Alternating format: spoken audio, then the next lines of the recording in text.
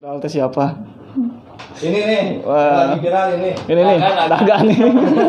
Ini kan kalau di YouTube jogetnya Haredang, ini bukan ini Haredang. Haredang itu lagu Prahyana bukan ya? Bukan, itu tadi yang belum tahu, itu lagu pasukan perang ya. Jangan Masih ada yang salah itu. Ngeteng gue, tapi bandnya Parahyena. baik, hitung-hitung. Oke, Bro. Selamat datang di channel Ibing Project. Kali ini gua dapet job servisan, yaitu digital audio mixing console dari mereknya Allen & Heard, seri Q24. Si mixer ini datang ke sini dengan kondisi mati total. Kronologisnya katanya ada konslet listrik. Jadi listrik itu kan biasanya 3 fasa di event itu. Nah, si arde atau groundnya itu dia kurang kenceng, sehingga kemungkinan prediksi saya si tegangan yang ngalir ke sumbernya itu melebihi dari batas tegangan maksimum si mixer ini sendiri. Nah, kita akan coba cari tahu apa permasalahannya. Let's check it out.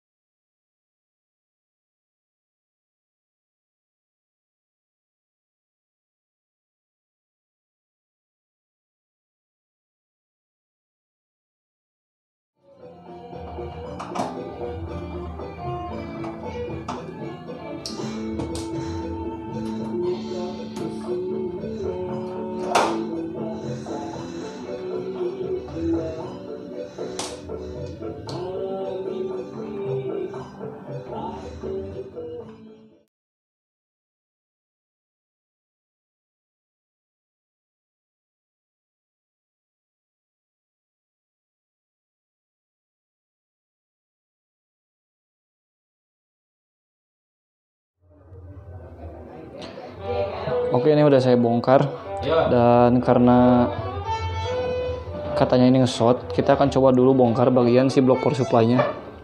Power supply-nya sendiri ini agak susah lihatnya ya. Ini ada blok power supply. Kita akan coba copot dulu dengan melepas beberapa baut. Ada yang bagian dari eksternal bautnya di sini di luar casing. Kemudian ada juga baut-baut yang bisa kita lepas langsung dari dalam. Oke, kita skip dulu videonya. Nanti akan saya lanjut ketika ini blok power supply-nya udah berhasil kita buka. Ini udah saya copot si blok modul power supply-nya. Tadi udah saya coba lakukan pengukuran di bagian input AC-nya. Ternyata tidak ditemukan yang short ya. Nah, ini saya udah coba ukur.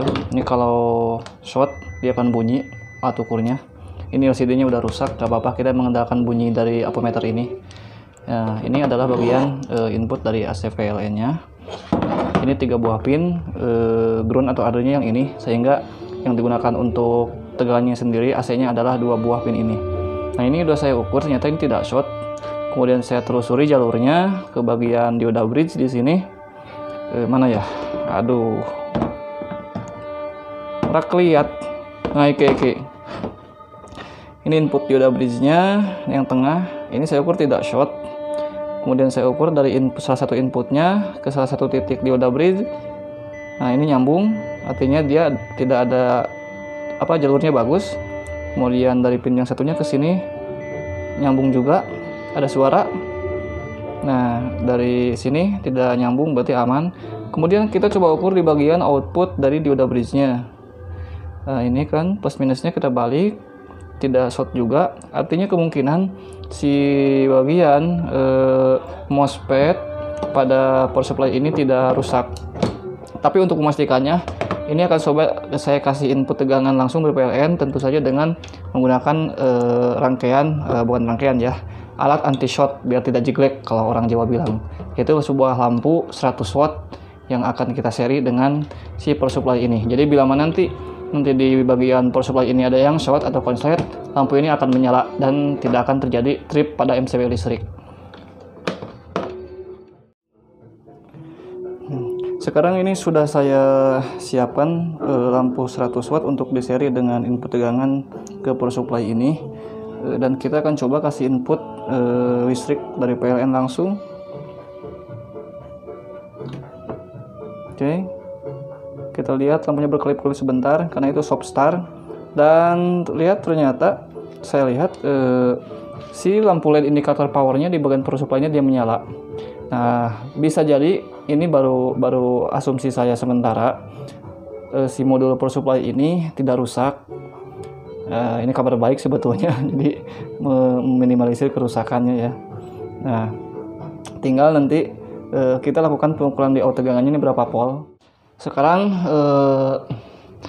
ini blok power supply-nya udah saya copot semua dari tadi konsol mixernya. Ternyata ini dibagi menjadi 3 bagian. Pertama, yang sebelah kiri ini adalah ME filter. Yang kedua ini blok utama power supply, di mana dia tugasnya untuk mengubah dari sinyal input AC PLN menjadi sumber tegangan DC utama. Ini saya nggak tahu berapa volt karena belum melakukan pengukuran. Dan yang terakhir yang sebelah kanan ini adalah board utama yang lebih kompleks. Saya lihat udah ada microcontrollernya. Ini yang kayaknya membagi tugas. Bagi tugas ini kayak apa ya?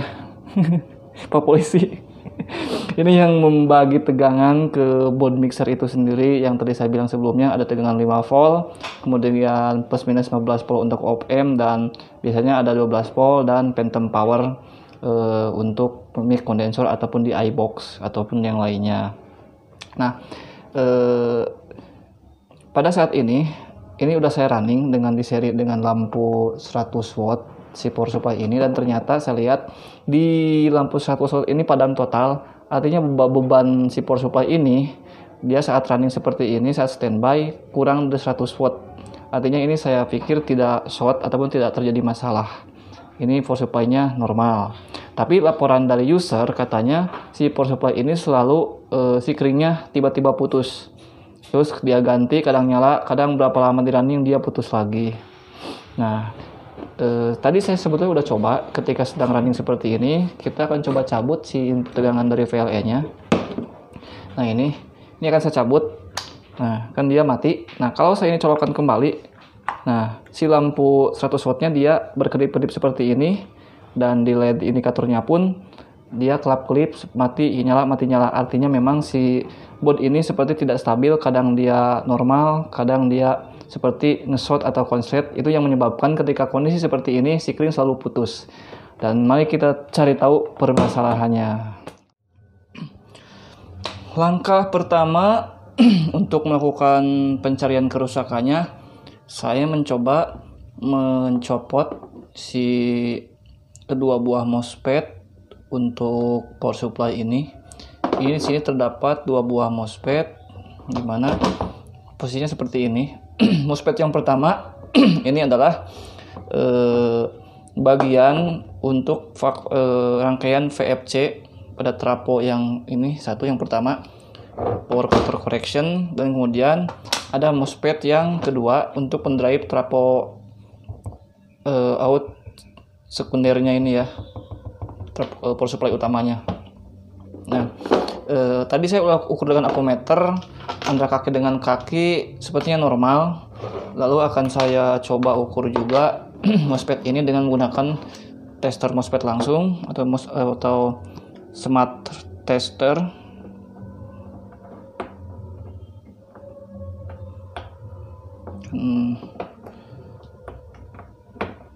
Oke.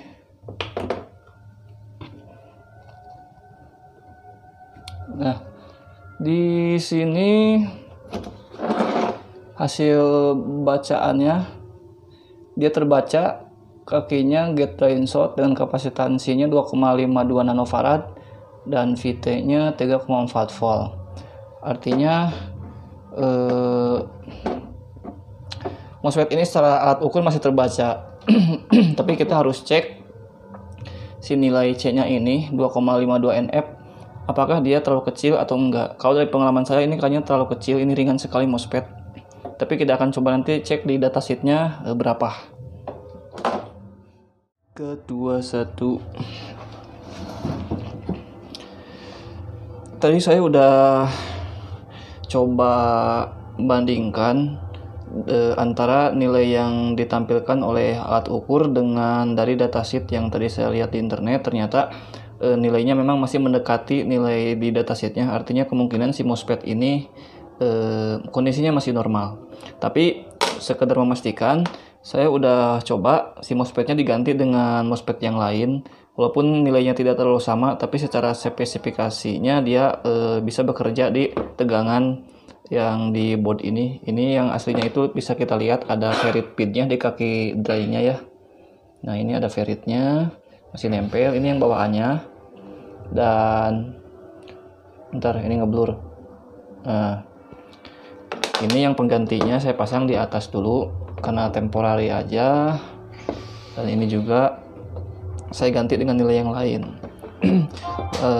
Lalu kita akan coba bagaimana dengan MOSFET pengganti ini, apakah rangkaiannya berjalan normal atau masih seperti tadi. Ini input AC-nya akan saya coba kasih tegangan.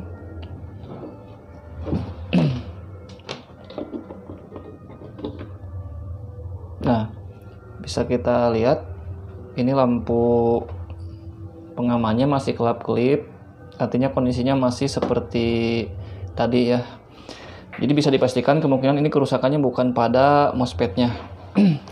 Nah, dengan kondisi seperti ini, saya akan coba lakukan ukur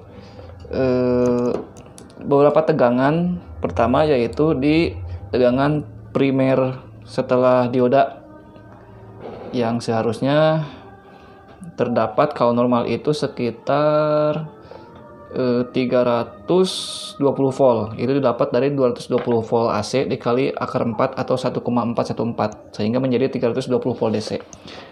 Kita coba posisikan dulu multimeternya. Kita akan coba ukur. Ini adalah kaki output dioda bridge, ini negatifnya dan ini positifnya.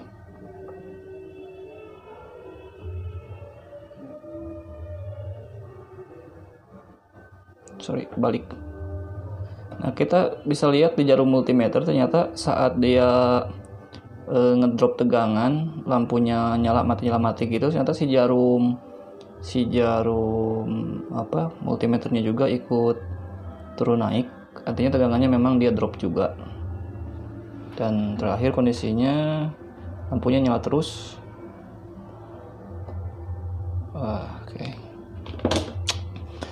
Artinya kemungkinan ini ada beban lebih atau gimana. Tapi selanjutnya saya akan mencoba mencopot si MOSFET yang kedua. MOSFET ini adalah MOSFET untuk rangkaian power supply-nya sendiri dari tegangan primer yang dari blok PFC ini, yang dari 320 volt ini oleh PFC diubah menjadi sekitar 380 volt, kemudian diregulasi di blok sekundernya ini. Kita akan coba dulu cabut si MOSFET yang sekundernya, lalu kita lakukan pengukuran di tegangan elko PFC-nya, apakah dia normal atau tidak.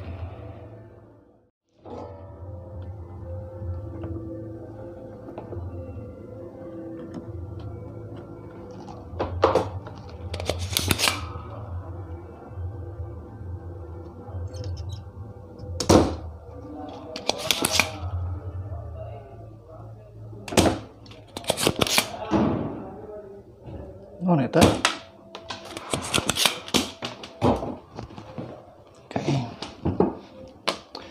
Oke, ini udah saya coba dicopot MOSFET-nya, lalu kita colokkan kembali input PLE-nya.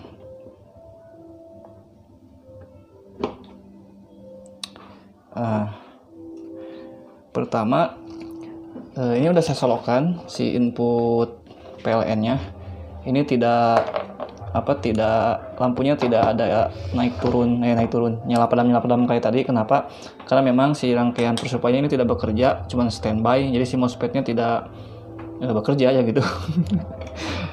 Kita tapi akan coba melakukan pengukuran di pin kaki gate terhadap short di MOSFET yang tadi saya copot, apakah terukur sinyal PWM-nya. Kalau terukur sinyal PWM biasanya akan menunjukkan nilai tegangan pada apometer.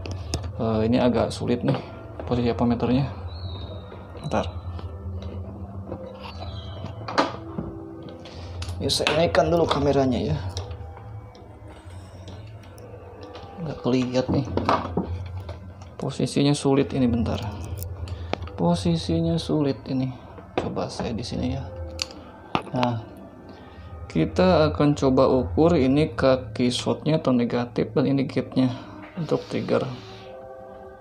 Ini tidak ada tegangan. Akan saya turunkan nilai ininya, range tegangannya ke 2,5 volt.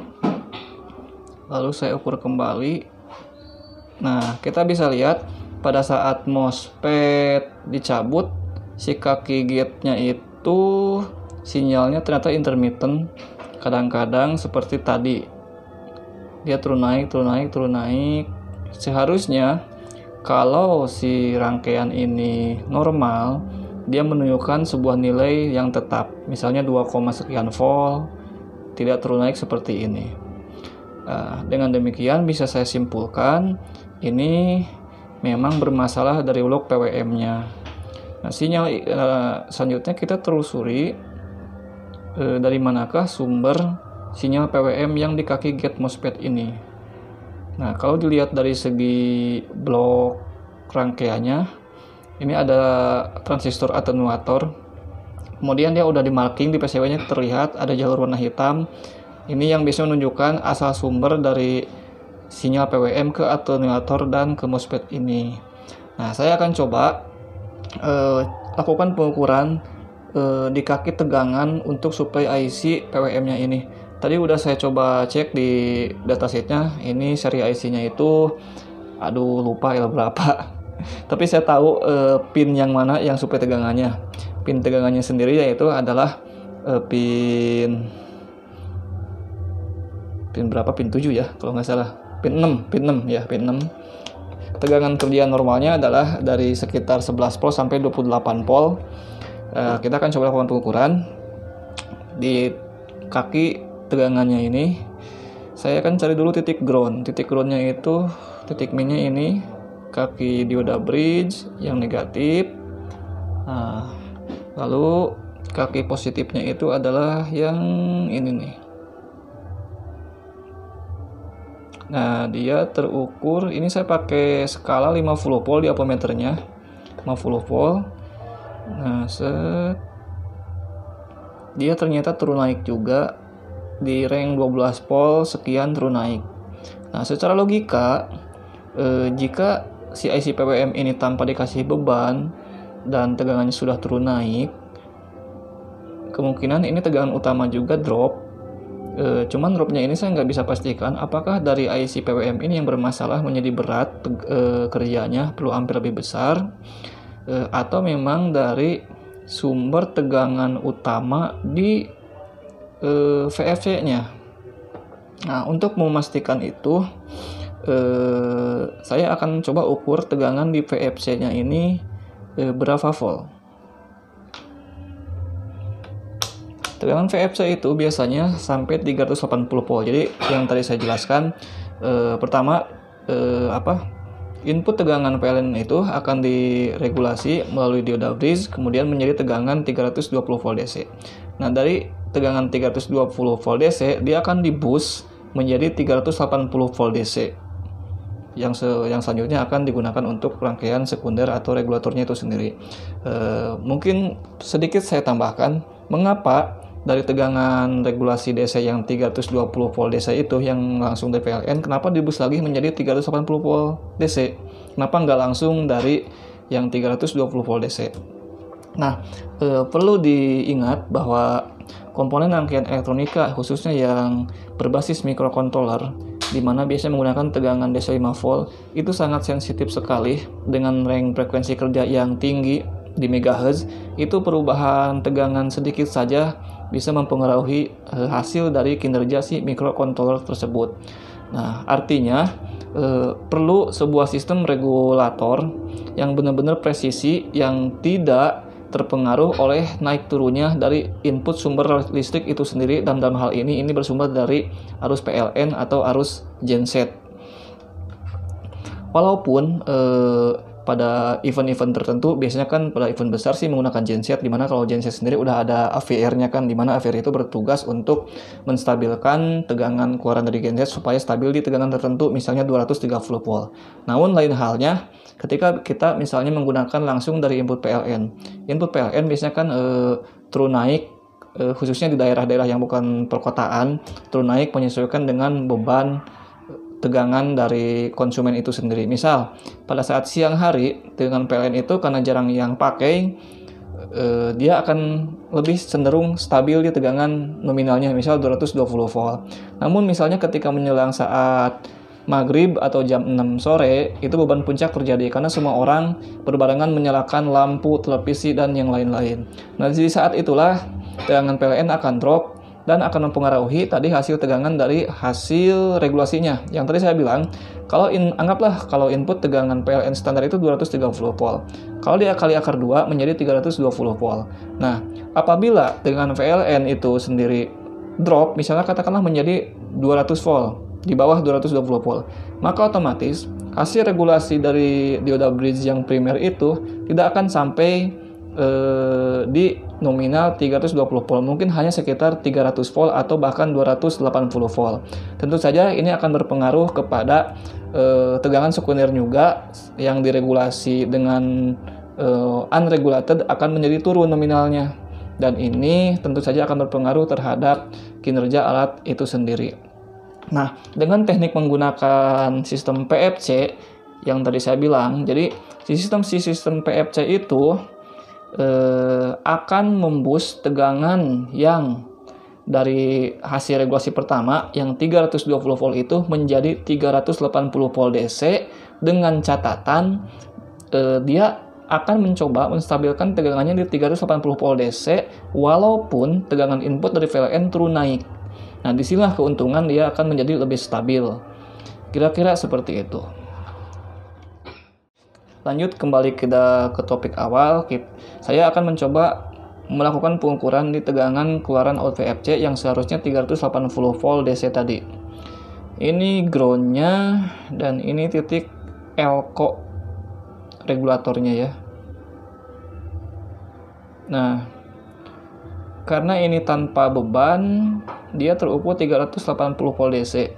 Ini saya pakai sekali 500 volt. Ini 400 volt, ini 450 volt, dan tengah-tengahnya itu ya dia di angka sebelum 400 volt ya. Ya saya asumsikan ini 380 volt, artinya ini normal.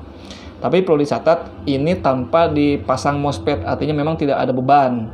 Saya akan coba pasang kembali si MOSFET ini dan kita lakukan pengukuran kembali. Apakah di tegangan keluaran VFC-nya itu masih stabil di 380 volt ketika dia nanti kelap-kelip si lampu itunya ya, yang lampu 100 wattnya, atau dia ikut drop juga. Oh ya, saya akan pastikan kembali mengukur tegangan supply di IC-nya. Ini udah saya rubah skala multimeternya ke skala 50 volt maksimalnya. Ini ground-nya dan ini pin supply-nya. Nah, misal kita lihat kan, dia masih tidak stabil, masih turun naik tegangannya. Tapi di tegangan PFC-nya dia stabil di 380 volt. Artinya ini permasalahan ada pada daerah supply utama untuk IC si regulatornya. Oke, ini saya udah pasang kembali si MOSFET-nya dan kita akan coba lakukan pengukuran. Oke, ini lampu tidak nyala, ini masuk ke kondisi normal. Saya akan cabut lagi, colokin lagi. Nah, ini tidak normal, kelap-kelip. Kita akan coba lakukan pengukuran.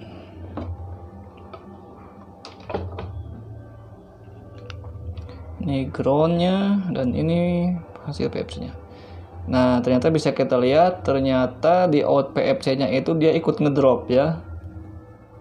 Ini sebelum PFC ngedrop juga, dan ini setelah PFC ngedrop juga. Nah, dengan kondisi seperti ini, saya punya semacam asumsi awal, kita harus melakukan pengecekan elko si dari out PFC-nya atau elko primernya. Wey, Bang, dari mana? Wah, itu ada temen ya.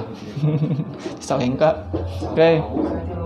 Nah, karena untuk mencabut elko primer ini agak sulit karena di bawah pendingin sini. Ini bisa kita lihat, elko-nya ada dalam sini. Saya kesulitan mencabut si elko ini karena harus mencopot semua pendingin dan komponen aktifnya dulu. Nah, caranya untuk hanya sekedar mengetes, saya akan mencoba memasangkan si elko-nya pada bagian atas PCB. Dan nilainya adalah harus yang mampu bekerja pada tegangan 400 volt. Ini saya udah punya 2 buah elko dengan nilai 150 mikrofarad 200 volt. Saya seri sehingga kita mempunyai tegangan kerja di 400 volt. Ini sudah cukup biasanya. Karena saya lihat tadi dilihat-lihat dari elko-nya yang bawaannya memang 400 volt juga. Kita akan coba pasangkan di rangkaiannya itu sendiri ya. Ini saya turunkan dulu kameranya biar jelas. Nah, kemudian fokus. Oke, ini kaki positifnya yang ini saya elko biasa buat ngetes sudah saya siapin, jadi gampang tinggal pasang kalau perlu seperti ini.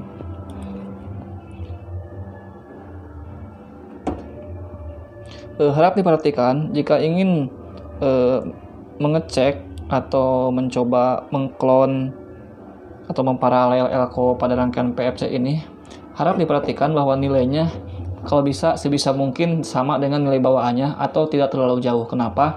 Karena rangkaian PFC ini dia menggunakan sistem PWM dengan frekuensi tertentu, artinya nilai frekuensi tersebut berpengaruh terhadap nilai kapasitor dari out regulator PFC ini. Artinya, jika dia terlalu besar, dikhawatirkan si MOSFET akan menaikkan PWM-nya dan MOSFET-nya menjadi panas dan dia akan terbakar seperti itu.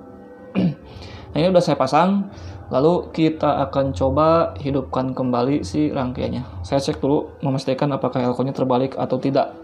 Karena kalau kebalik bisa keluar jin kan. Kayaknya betul, minus, ini minus. Oke. Saya naikkan dulu kameranya. Lalu kita akan masukkan suplai utamanya. Dan apa yang terjadi? Ya. Pertama kondisinya lampu dia nyala, terang. Saya tutup dulu ya. Terang sekali ini silau. Tapi dilihat di outlet ini, di outlet outputnya dia menyala. Nah, sekarang dia lampunya padam. Itu menandakan kalau padam bahwa si elko yang primer ini dia udah terisi penuh, udah nyampe di titik tegangan acuannya yaitu 380 volt. Jadi pada saat dia tadi masih nyala, si elko ini belum terisi secara penuh dan bebannya masih berat seperti itu. Dan itu adalah hal yang wajar. Nah, kemungkinan ini rangkaian stabil, di LED-nya nyala, lampu padam, dan tidak berkelip-kelip. Tapi untuk memastikan itu, kita harus coba dengan cara mencabut dulu si tegangan sumbernya. Kemudian kita masukin lagi. Oke, kondisinya sama kayak tadi, dia nyala. Ini lagi ngisi dulu elko. Tunggu beberapa saat, kalau dia padam, bisa dipastikan kemungkinan ini normal. Karena kalau kondisi kayak tadi, si lampunya dia nyala padam, jadi tidak elko-nya kemungkinan itu nilainya berkurang atau mengecil, jadi daya yang tegangan yang dibutuhkan untuk rangkaian ini dia ngedrop, akhirnya dia ngisi buang. Oke, ini saya udah running sekitar setengah jam dari tadi dan ternyata saya pegang MOSFET-nya ini dingin, hangat dikit, normal. Yang di bagian sekundernya, dan kemudian MOSFET PFC-nya ini juga anget, normal, tidak panas. Bisa saya pastikan kemungkinan ini rangkaian berjalan dengan normal. Lalu kita akan coba ukur sekali lagi sebelum dipasangkan ke mixernya, tegangan outnya ini apakah mencapai tegangan yang diinginkan atau tidak. Ini tegangannya 12 volt harusnya. Ya, betul. Ini pakai skala 50 volt dan ini di angka 10, 11, 12 volt. Jadi ini dia udah betul ya, tegangannya 12 volt. Oke, langkah selanjutnya kita akan lakukan pengetesan langsung di mixernya dengan kondisi seperti ini dulu ya. Oke, ini mixernya itu sendiri ya. Kemudian saya akan coba pasangkan si soketnya. Ini cuma ada 2 soket. Ini soket yang dengan kabel besar itu untuk tegangan 12 volt langsung dari power supply pakai kabel besar karena dia ampernya besar, sekitar 12 di datasheetnya dia pakai 12 ampere 11 ampere yang 12 volt ini. Ini seperti konektor power supply komputer ya. Nah, dan satu konektor lagi ini adalah untuk ke microcontrollernya atau board utamanya itu sendiri yang ada 5 volt, ada 15 volt, bahkan mungkin ada 48 volt untuk phantom. Walaupun saya nggak pernah mengukur, tapi ini kayaknya bisa dipastikan untuk itu. Kita masukin dulu. Oke, pastikan ini sampai ngunci ya. Nah, oke, ini kayaknya udah aman. Lalu ambil terminal listrik. Oh, bentar. Ini terminal listriknya. Dan kita akan coba colokan. Apa nggak nyala? Oh, ini ternyata putus. Saya akan solder dulu.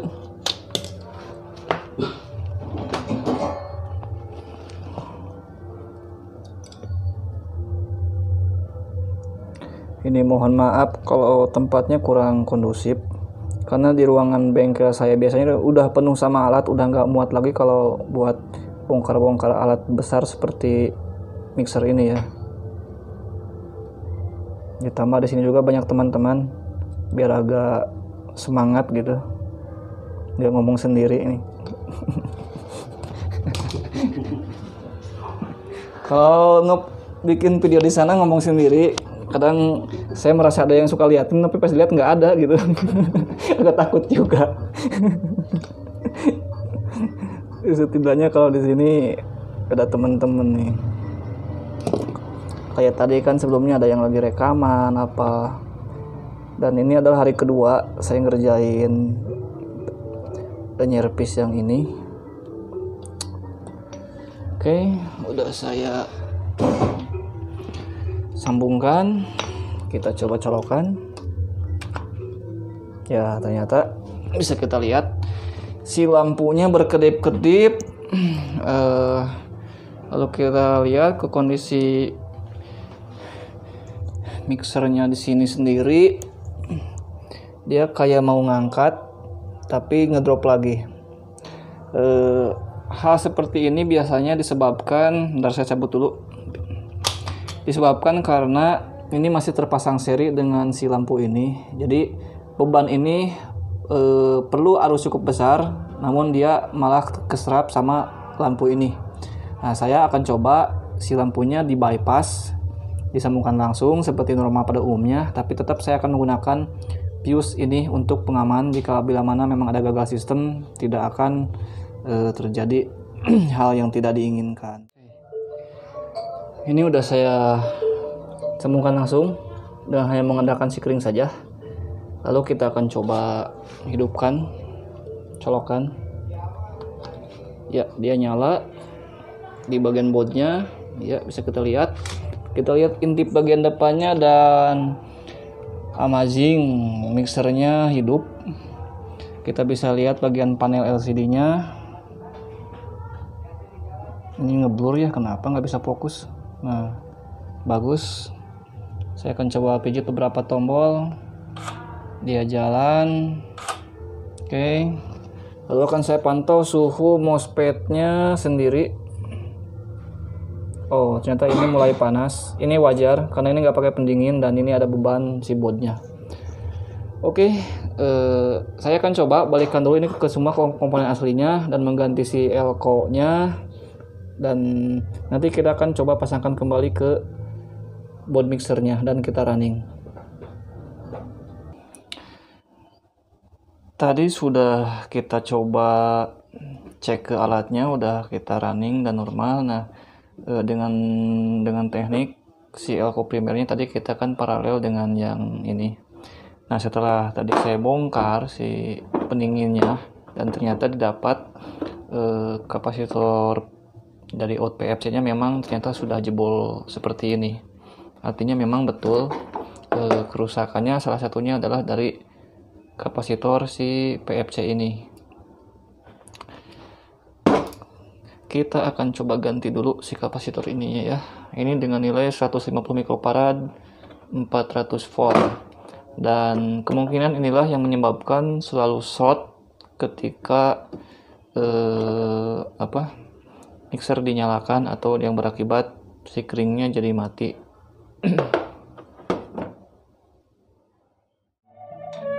Oke.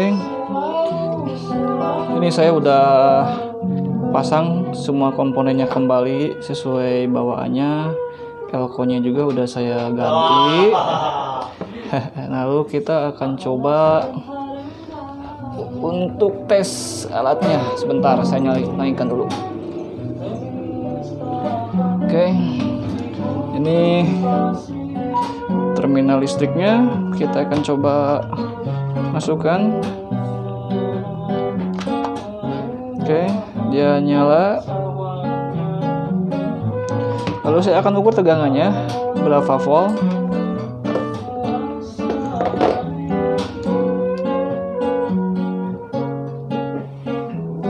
Balik. Nah, ini saya pakai skala 50 volt. Ini terbaca sekitar 12 volt ya. Di skala 50 volt dia terbaca 12 volt dan ini saya lihat normal.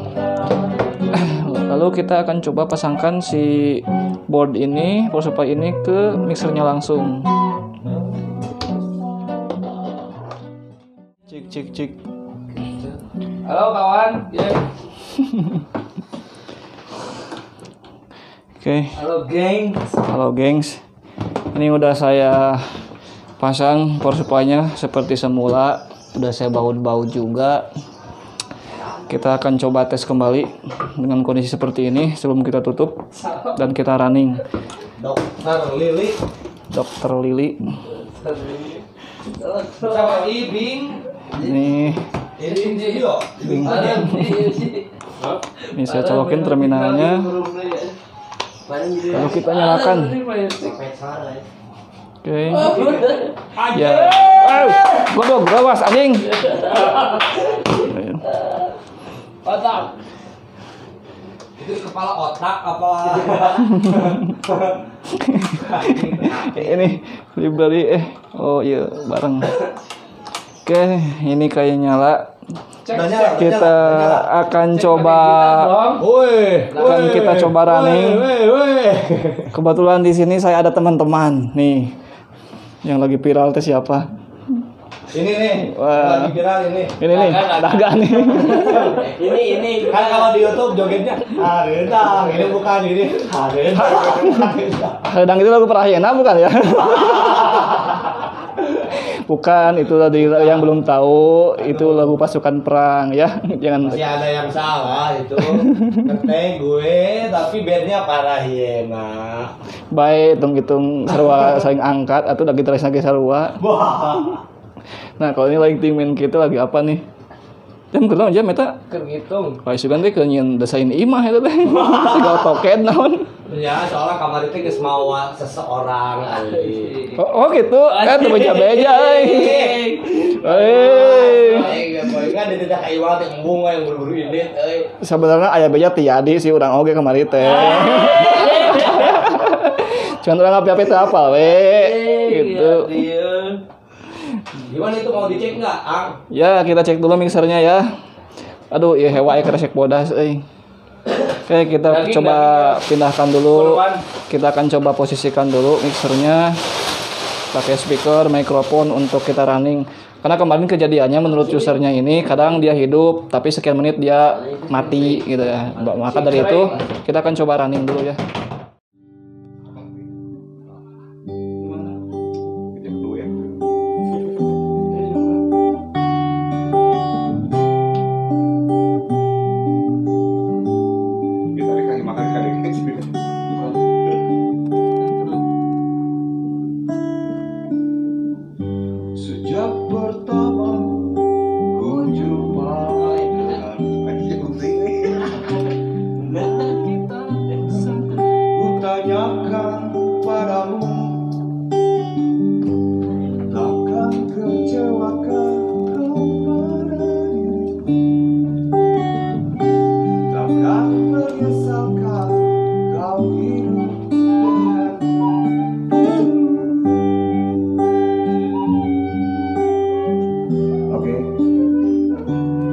pada Karindi.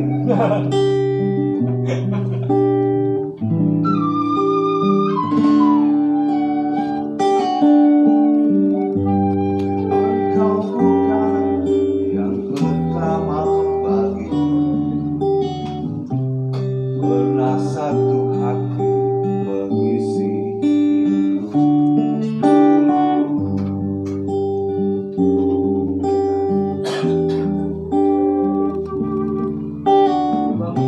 Jangan ada seorang lagi mas ya. Kasih. Berarti kita jago gimana mas?